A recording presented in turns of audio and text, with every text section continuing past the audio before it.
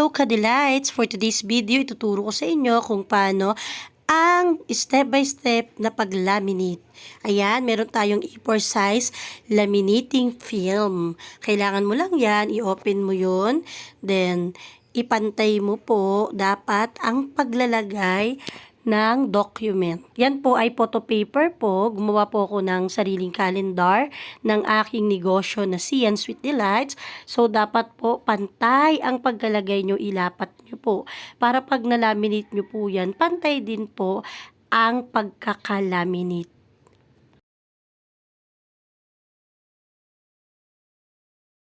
At ayan na nga po ang laminating machine natin. Nakasaksak na po yan. Syempre, i-turn on nyo po. Doon po sa hot. Papunta po sa hot para syempre uminit po yung machine. Then po, magbabantayan nyo lang po yan ng ilang minuto. Yan po, nag-green po agad sa akin kasi ginamit ko na kanina. So, kapag nag-green na, ready na po iyan. So, ipantay nyo po ang pagkapasok po ng laminating film. Kailangan po ang unang ipapasok nyo is yung naka-close po. Okay, yung naka-close, pantayan nyo. Alalayan nyo lang po. Kusa po yung kakainin na ng machine. Ayan, check nyo po, tignan nyo po.